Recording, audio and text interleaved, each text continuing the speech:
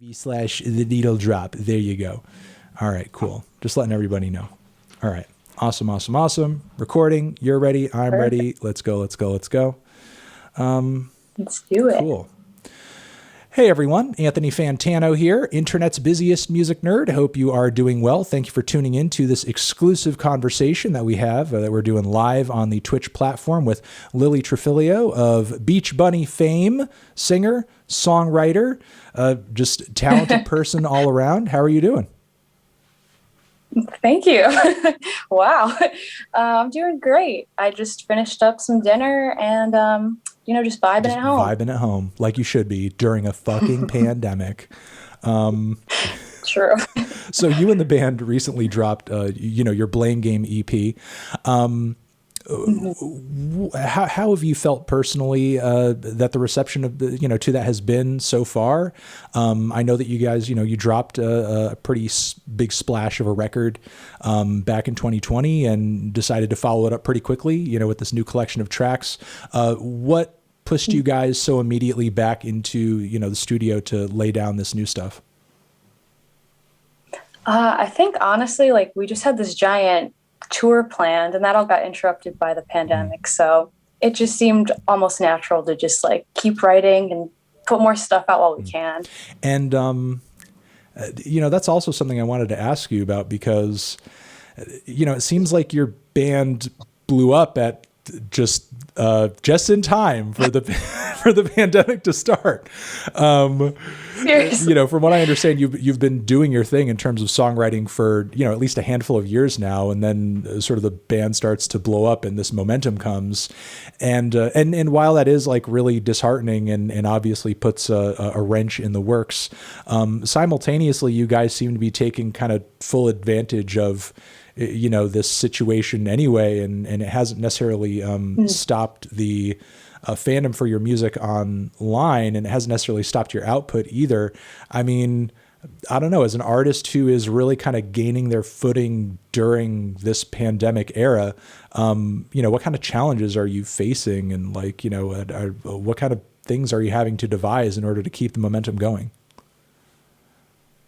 That's a great question. I feel like without touring and being able to see people's faces and gauge that reaction, it's kind of hard to know where music's at, even though, numerically we see it growing and everything like that. And that can be kind of disheartening or uninspiring. When there's not much going on, it's where am I finding this inspo from? So I don't know. I've been just making beats on the computer a lot, but in terms of songwriting, it really just comes in waves. Yeah, I mean, I think if the pandemic has served as a reminder of anything, it's just how essential just live performances are to the entire ecosystem of everything, not just in terms of the creative process, but also spreading the word about everything that, you're doing artistically.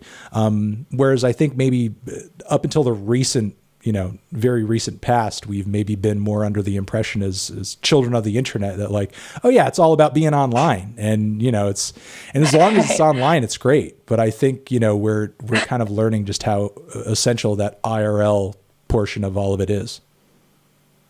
Totally.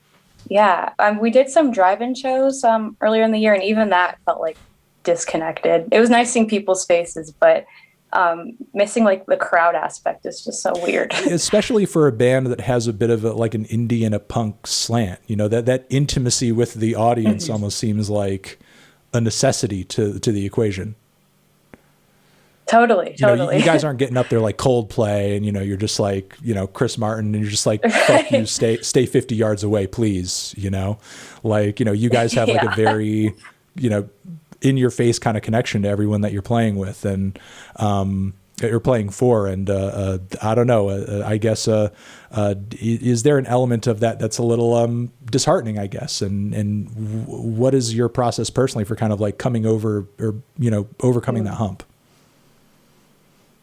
Yeah, totally. It is a bummer for sure. I feel one weird thing is to compensate for that, I feel I have to be way more active online and stuff, which I don't mind, but especially amongst releases that can get kind of stressful, just being whoa, this is my only way to get the word out. So I guess I'll just spam the hell out of it.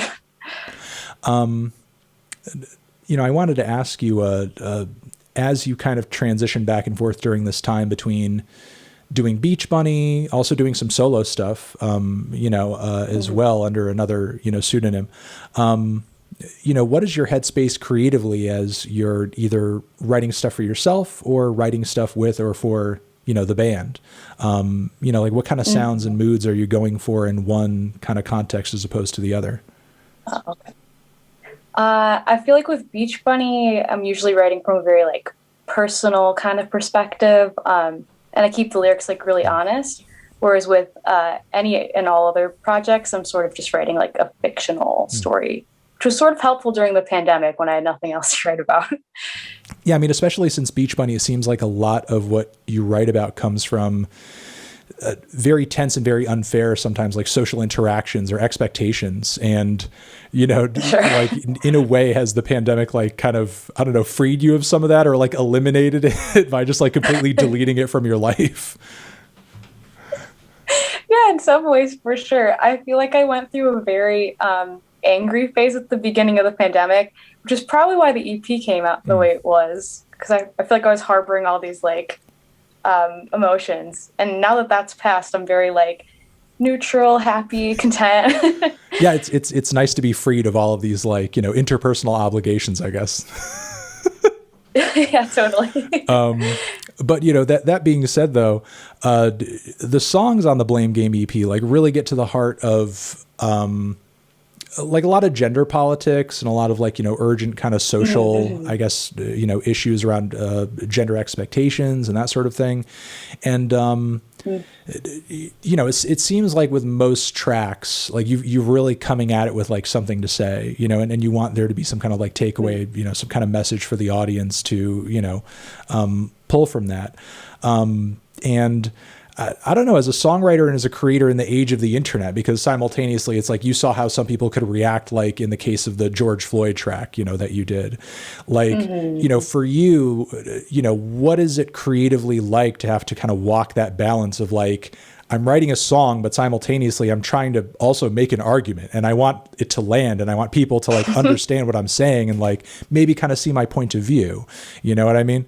So, in your own mind, like, what do you do when you're writing and creating to kind of like make sure that that message goes over as well as possible? Ooh, that's a good question.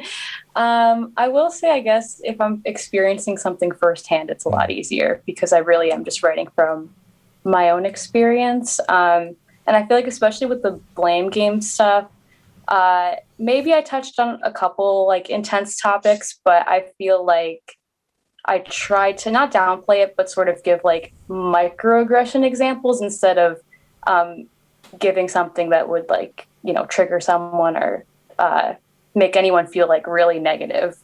Because that's not my intention. And, I guess outside of, what you just said there, are there any other, I guess sort of like worries or concerns that you have when writing that you might cross a boundary that a listener might not be comfortable with or might sort of like invoke maybe more of a feeling of negativity than sort of like what seems to be clear to me anyway is that you sort of want a lot of people hearing what you do to feel backed up in a way or almost like validated in a lot of what they're feeling and experiencing.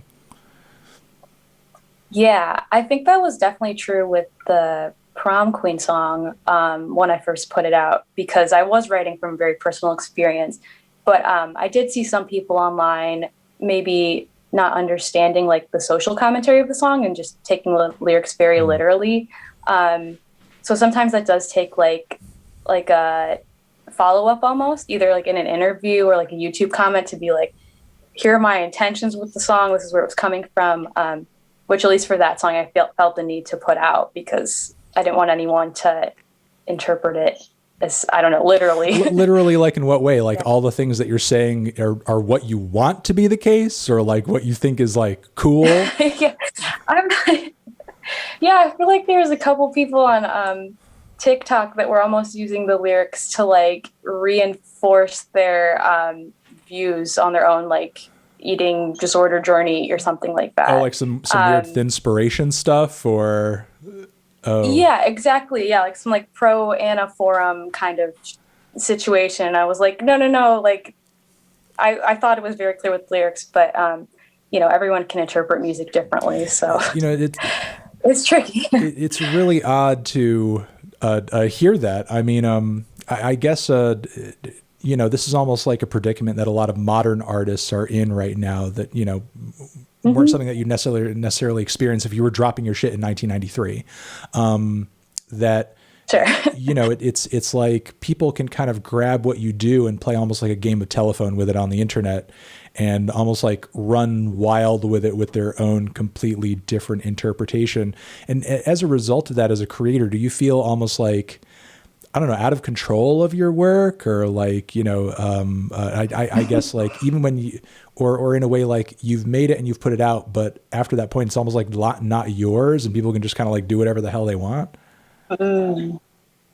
Yeah, I guess in some ways. I don't know. I feel like since I'm trying to write very authentically my own experiences, like if someone does have an issue with something that I've experienced, I don't know. I mean, they can get mad, but like my emotions were valid at that time if I went through something. So I don't know.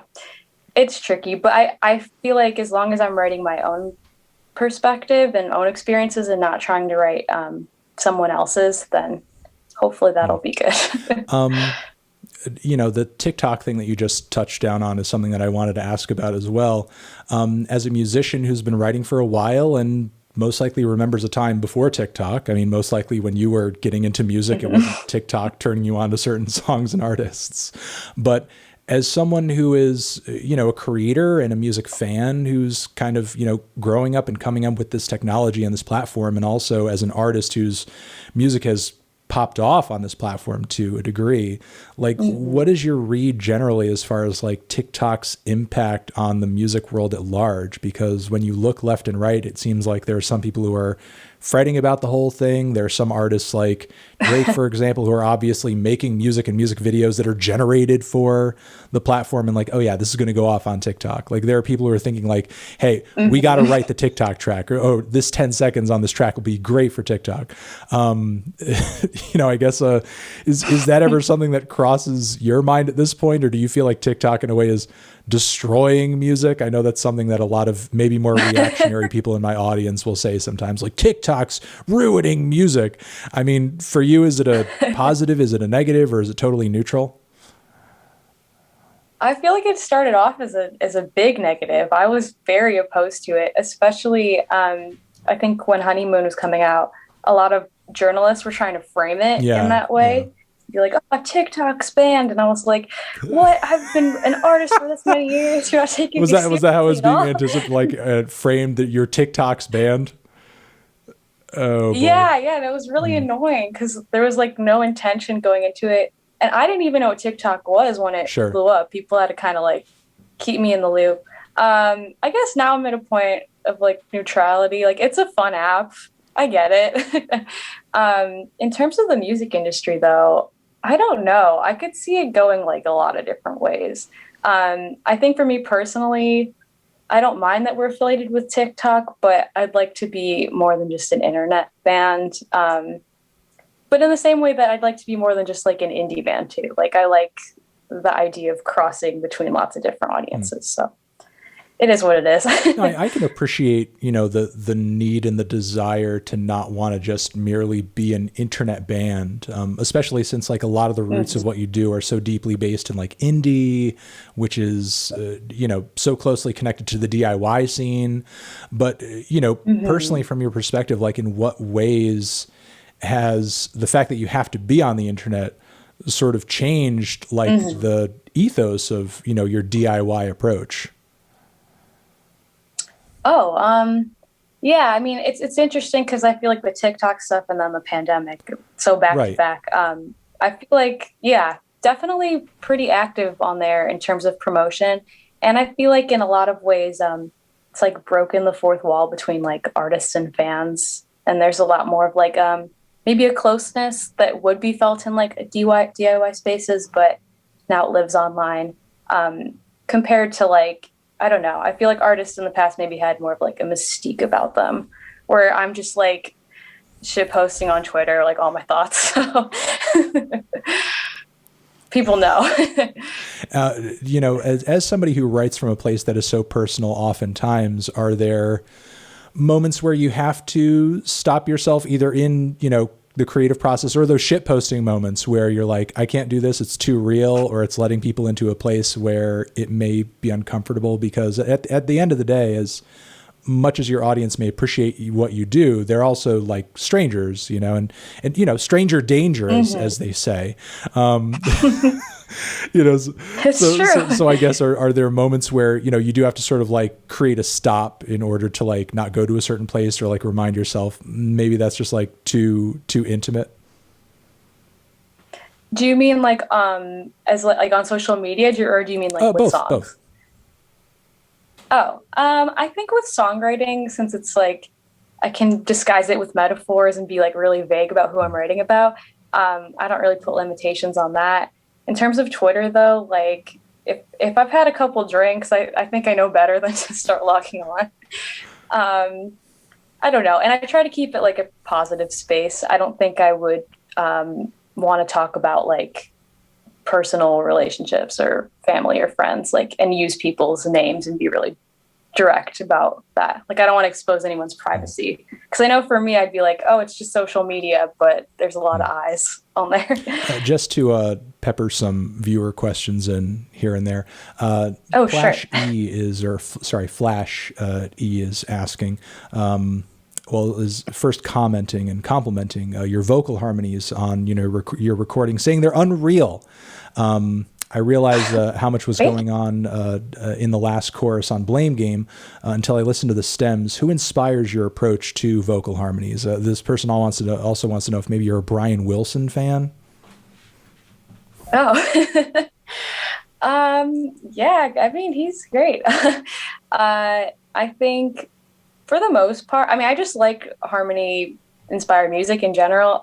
When we were doing Honeymoon and Blame Game, we recorded with Joe Reinhardt, plays in Hop Along, and I feel like he had a lot of good harmony ideas. So, but it's a lot of just screaming at the mic for like extended amounts of periods, like just trying to figure it out. Just to get the layer right.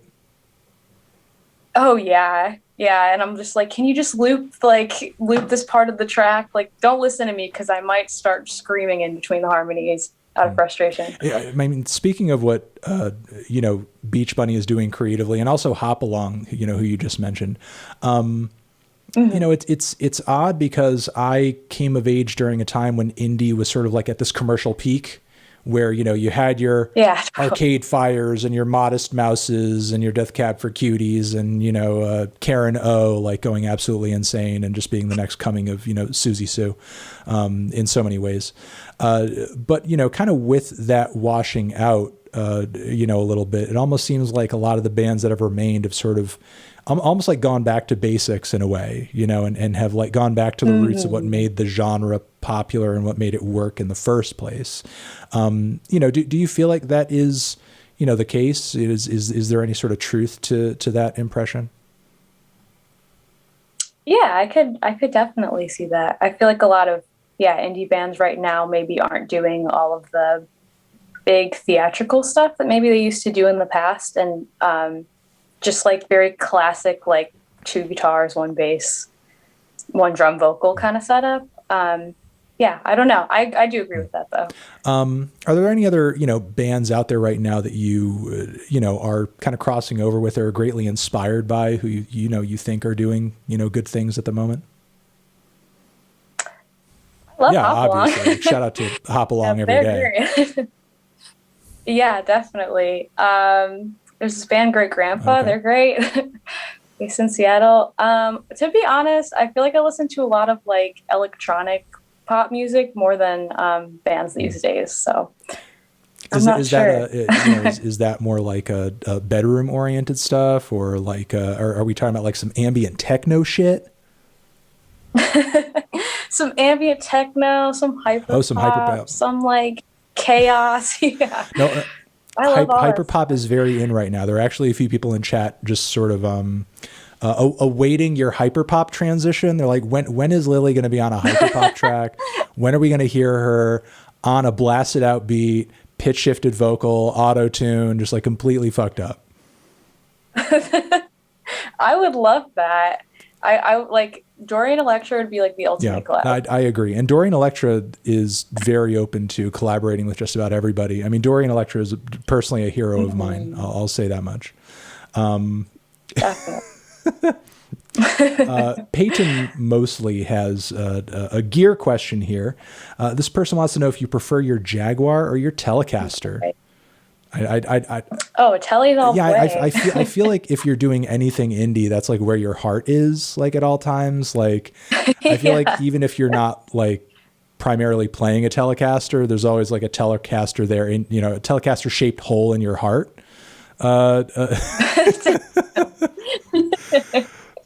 It's true. It's part of my being. I just feel like the sound of that guitar is just so essential to the DNA of the genre.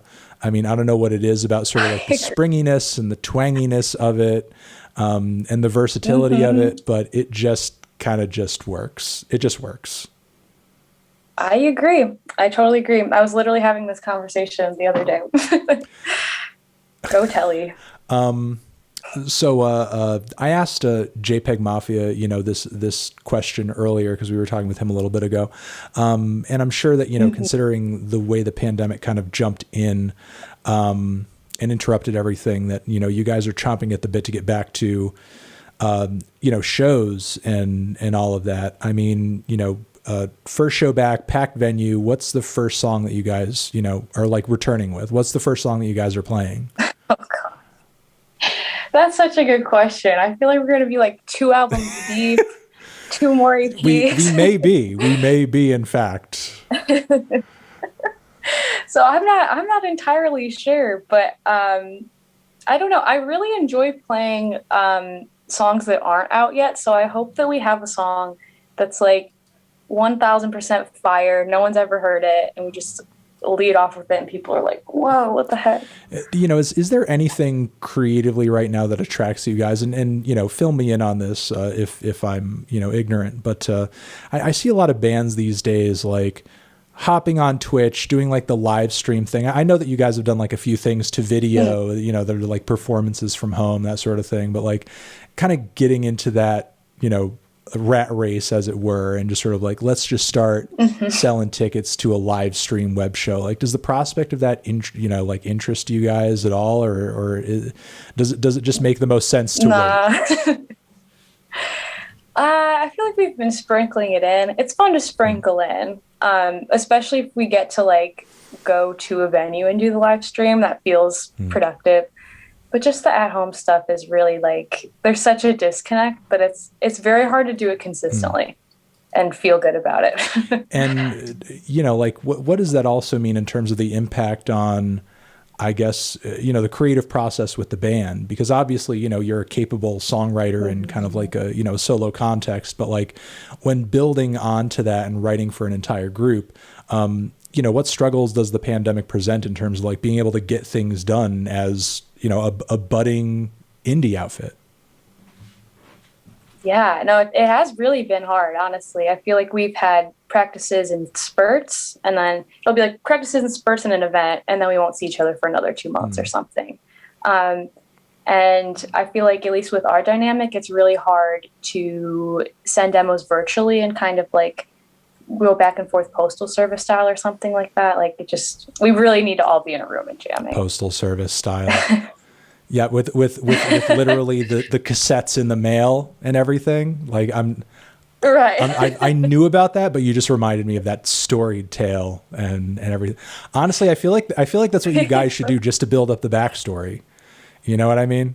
Like, honestly, I feel like that sort of shit sells, you know, good, like very positive reviews. I think that's what needs to happen. But honestly, it needs to be more zoomered. So just like do it through TikTok DMs, or just like demo it all through TikTok posts, and everybody's just like playing their separate pieces through TikTok, and then all of it's coming together in the end that way. Totally. I think that's the only way, really. Yeah, I think that's probably, you know, the most effective way to get it done. As of right now, like, are you guys with the popularity of the band budding and everything?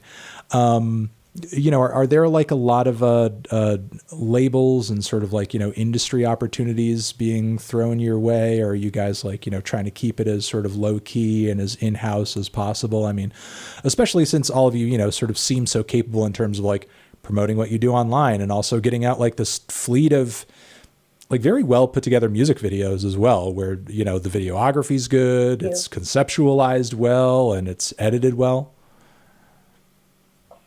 Um, Wait, sorry, what was the I question? guess I guess what I'm saying is like, is there any temptation to essentially like kind of go industry in a way and sort of Oh, like, like I know that $35 million contract is sitting in your inbox right now, and you're like, should I sign this or should I not? You're really thinking about it. I do like, keeping things DIY, but the 35 million would be good right now. right. So I guess like, are there sort of like asks and, temptations to take things in that Mm. direction? I feel like it really is such a balance. I'm kind of like a control freak, I will say, when it comes to like creative aspects. So I have a really hard time handing that off to someone else just because it could make it popular. Like even if they're like, I don't know. But at the same time, being like a fully platinum band would be really sick. So I think it's just finding that balance of like we'd love to play big rooms and we'd love to let it keep growing and not just stay where we are. But I don't think we want to compromise Mm, at all, which I guess compromise is when it enters like the selling out kind of right. territory. To bring it back to, some of the music video stuff that I was talking about earlier, um, Hmm. originally where are a lot of these ideas and I guess concepts coming from? Because watching the music videos that you guys have put out so far, they seem very specific, to, you and the band and, your opinions and your beliefs. Um, like who exactly is like directing, who's making sure like the video quality is great, who's coming up with these ideas to almost have like these media figures playing like one role, saying some of your lyrics, and then you're sort of like responding to that and just like, I'm going to tell you, and almost make it. And, Sure. in the song, it can be kind of perceived one way, but then when you actually watch the music video, you see kind of the conversation going on. You see the back and forth between, Mm-hmm. the two individuals, or like the two perspectives, as it were. As you're writing tracks like this, do you almost have like visuals in mind that you're, like, okay, this could go into a music video like this, or I could, almost make this into a multimedia project in a way? Totally, totally. And I feel like that even more so now than before is a thing. I feel like Beach Bunny in a lot of ways, even though it's like super personal, is kind of like a character in Mm, my head. So I want to put her in different situations and kind of have this like weird cartoon narrative going on at all times. But it's definitely like we've worked with this group for a long time called Everybody's Baby, who's made most of the or all the music videos so far. Um, and even with that, it's been a lot of like Zoom calls, making sure my ideas are communicated, their ideas are reciprocated, all that kind of stuff. I think moving forward, I'd really like to co-direct or something like that, and just I don't know, expand the universe even more. I really like when everything's mm. cohesive. And when you talk about Beach Bunny, or at least like the perspective that you're writing from being a character, like what or who is this character, and what is the inspiration for this character? I guess it's just an exaggerated version of me in the sense that I feel like all the songs are heavily emotional.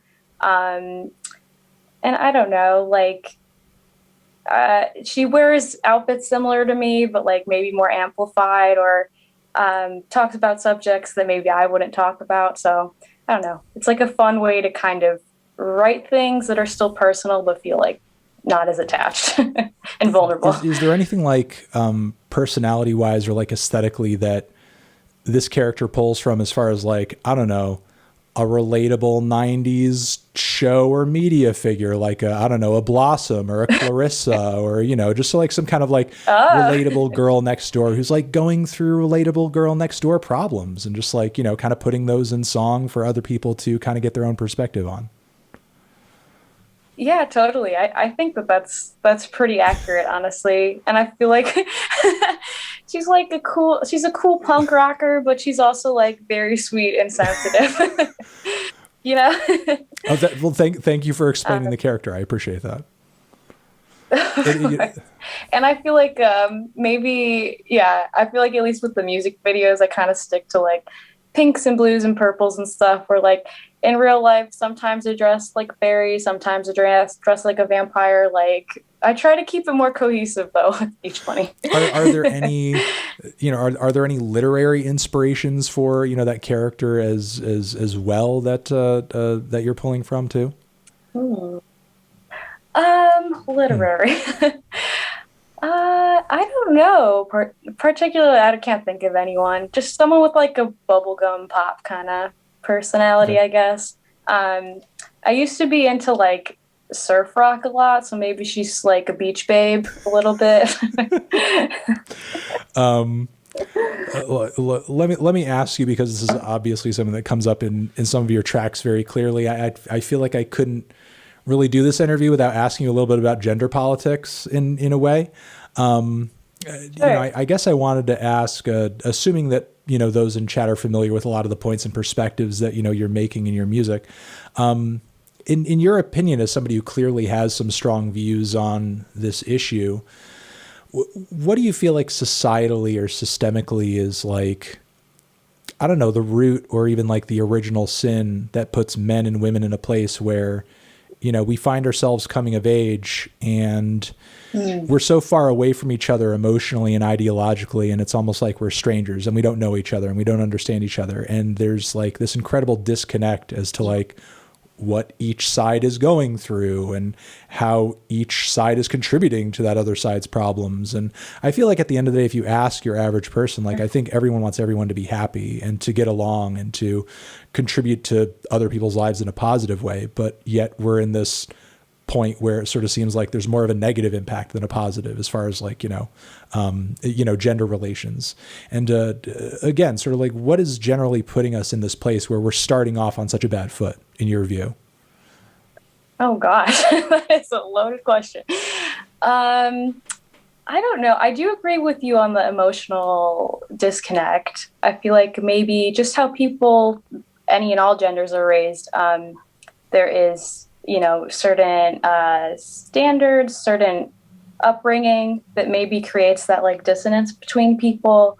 And just based on like my dating history, I've dated a lot of like emotionally unavailable or like distant kind of people. And I'm wondering if that is kind of rooted in, I don't know, just like the patriarchal standpoint of like, oh, you shouldn't talk about your feelings. You shouldn't be vulnerable. You shouldn't have like emotional discourse with like a partner.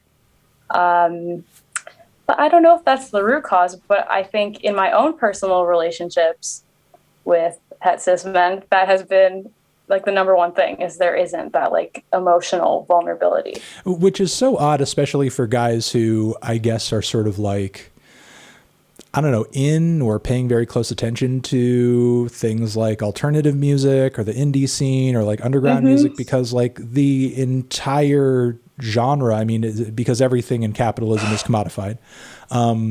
The, Yeah. the entire scene, genre, industry is based entirely on being authentic, being yourself, putting your emotions and True. feelings out there. It's like, isn't it great how much Elliott Smith puts his emotions and feelings out there, but yet in your own personal life, you don't put any of your emotions and feelings out there.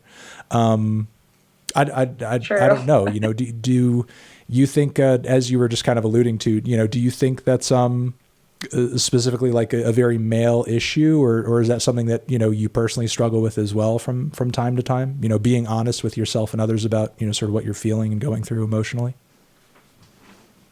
Yeah, I mean, I think every person at certain points, might have trouble being vulnerable.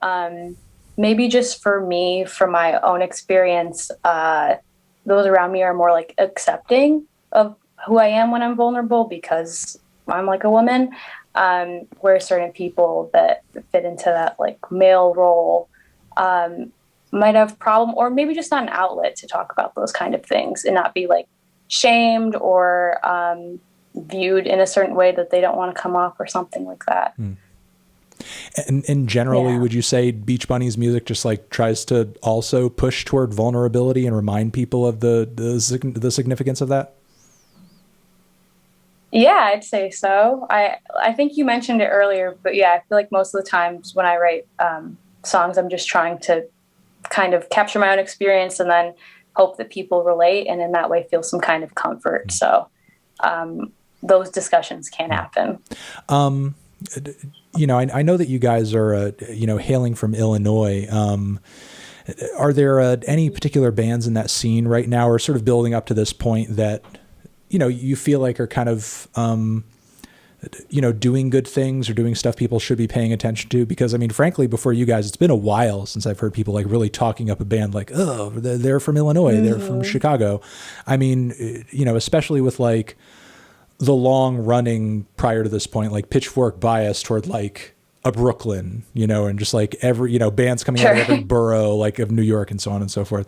You know, there's been so much focus on that for years and years and years. And for a while, there was like a lot of raging West Coast bands that were super psychedelic and noisy. But, you know, I feel like for a long time, Chicago and Illinois has gone like a little underappreciated in a way. And, you know, is that something that ever crosses your guys' mind as a band? Or for you at this point, is it just like, we're just a band on the fucking internet, dude, you know? You know, is Chicago something that you guys are like repping, standing for? Other bands in the scene are amazing, or is it just like we're Beach Bunny, we're from TikTok? That's what we that's what we are. I feel like we were very integrated with the Chicago scene and surrounding suburbs for a long time. But then as years go by and stuff, and like some bands did break up, or when we got older and new bands sprung up, there has been somewhat of like a disconnect. And I feel like it's also interesting that some bands love that they're local. And then when we started becoming not local, it kind of created like a separation. Yeah, but there's still a lot of really great Chicago bands. We toured with this one band, Rat Boys. They're super sick. And like some really sick female fronted projects too. But there's also like a really big like psych rock scene right now. I don't know. They don't like Beach Bunny. Across the board in the underground, there is a very strong psych rock contingency. It's true. It's true. It's true. You know, speaking of what you were saying just a second ago about you know, a female fronted band that you were talking about, you know, what do you feel like currently, you know, is kind of like the standings right now? Because I remember what it was like in the 2000s. And, you know, you had your important and your influential figures, but like, as of right now, like, what do you feel like the standings are for, you know, female artists and front women in indie across the board? Like, improved since the 2000s, worse than they were in the 2000s? I mean, you know, sometimes, and before you answer, I just want to say, like, sometimes I feel like there are some publications and people who run away with this narrative that like women have just claimed indie and women are just in indie right now, which is cool. But simultaneously, I feel like that like completely erases like a Vivian Girls. It erases a Screaming Females. Yes. It erases a Slater Kinney. You know what I mean? It's like there were bands before like totally tearing ass. You know, it's like they're not brand new. You know, it's like women have been doing things. You know, so it's so true. So I guess without sort of engaging that erasure, you know, it's like in your opinion, do you feel like, you know, things have gotten better for, you know, the female artists as far as like the indie scene goes? Yeah, I mean, those were all really great points. So maybe it's less of quantity of female fronted projects and more of just like it being pushed. But yeah, from my experience, I don't know. I mean, I feel like even when I was first starting out and playing open mics and stuff like that, there was generally a lot less like female artists or just non-men artists. And now it seems like, I don't know, most shows that I've seen, there's been some diversity in the lineup, which is great. And, you know, not that this is like a genre that, you know, you're operating in, but, you know, I think one of the bigger changes in the music industry as far as like representation of women has been just like this incredible influx of very popular, very successful, female rappers, out there. Back in the day, even to going back to the time when you were talking about Nicki Minaj popping off, it seemed like we were at a point where only one woman rapper could be popular at a time. And, Sure. even at the sacrifice of the past women who have succeeded in the industry, like Nicki Minaj cannot be popular at the same time as Lil' Kim. Okay. We can't, they can't both be accepted in the industry at this. One has to be done and the other has to be started, and that's it. And now, these days it's like, you've got Megan Thee Stallion, Cardi, and just, Rico Nasty and so many others just like, piling on top of each other. And, I don't know, at least like as an outsider, do you feel any type of way about seeing a very traditionally male dominated space shifting in such a hard way very quickly? Because it seems like as soon as Cardi came in, there was almost like a floodgate that broke, and then it was just like cool across the board. That's really true. Yeah, it is interesting, but there doesn't seem to be like I can't remember the time when it wasn't and now it is. You know what I mean? It's like there wasn't a smooth transition, like you mentioned. It was very like cut and dry. Yeah, I mean, it's great. I'm happy that in all genres it seems like there's more diversity, and it's not just like these male, like four males in a band kind of thing, or just like dude rappers. That's great that there's diversity. I also wanted to ask you about what I understand is you have a bit of an education background in journalism as well. Yeah. Yes. And me as well too. Considering that background, does that give you any sort of like, I don't know, perspective or point of view when it comes to some of the stuff like you were saying earlier, like how the band is kind of represented or talked about in the press, or, how you guys are kind of perceived or written about in a lot of cases? Like, have you ever personally experienced what maybe might irk you as like journalistic malpractice, and like I learned how to do this the right way. Why are these people doing it so horribly, in regards to my work and my band? Are you ever put in that position as a result of, what you've studied and what you've learned? Yeah, totally. That's such an interesting point. Yeah, where I almost want to be like, hey, I know what's up here. I see how you're framing this. I know that you're supposed to do that. Especially when it comes to like either like really strange comparisons, like, oh, Beach Bunny sounds like insert, like I feel like they just thought of like the first woman artist and they're just like, oh yeah, that makes sense. And it just seems kind of thoughtless. Or yeah, I don't know. There definitely has been some interesting articles. I remember there was this one where I was talking about that I had just graduated and like the finding like a job and also balancing music was hard, and it got framed as like, she doesn't know what she wants to do, she's gonna have to pick one or the other. And I was like, I never said that. Are there any other sort of like grave misconceptions about like, you that you've caught? That's really interesting that somebody would sort of frame it that way, especially in an age where like, you could do whatever the hell you want to do.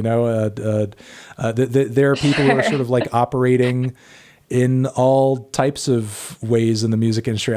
Some guys who are in some of my favorite metal bands work 9 to 5s, and then they sort of like, and then they write their metalcore record. And then when they're done, they go back to their fucking IT job or some shit. Mm-hmm. Are there any other sort of like misconceptions about the band, writer wise, that you feel like, maybe you'd want to use the time right now to clear up or something?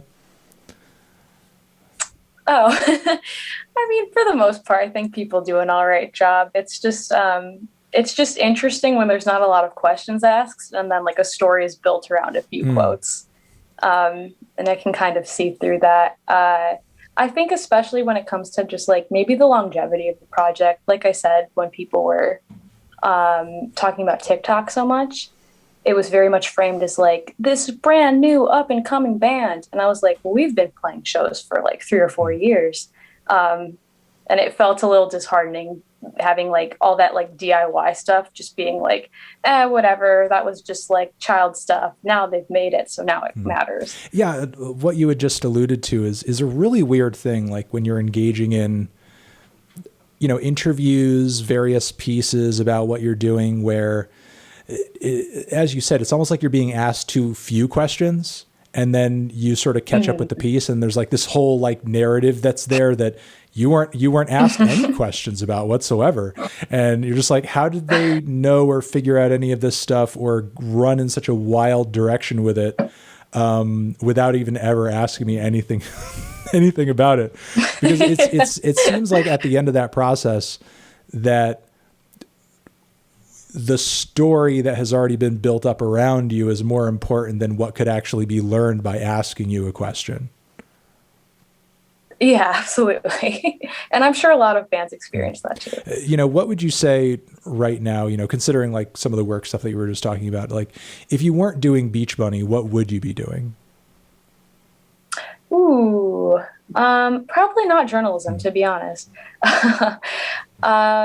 I don't know. I mean, I kind of see myself doing a lot of things in general. Like even if Beach Bunny continues for an ever and ever, I don't really know. Maybe something in the arts. I really like science too, so I could see myself going into some kind of science field. Yeah, I don't know. I don't really like just having like a one project thing. And over the course of this time, especially during the pandemic, what else have you been kind of, I don't know, engaging in, or maybe even turning into a hobby in order to just kind of keep yourself sane, because you can't just stay inside and write Beach Bunny music all day. It's true.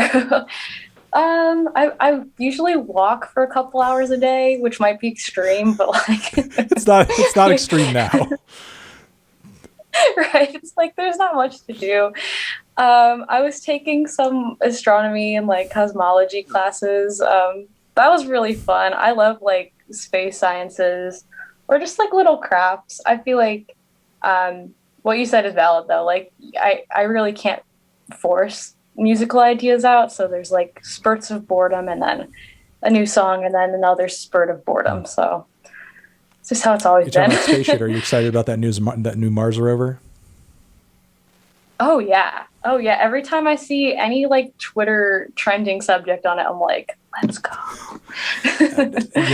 This is something that my wife and I talk about often, just like how tragic it is comparatively, like how over time, like NASA is sort of like being less and less funded as a part of like the overall budget of the country, and how like, while there are a lot of people who write about it very excitedly, all of these companies that are coming up, like, SpaceX, for example, they're like, hey, we're going to commercialize,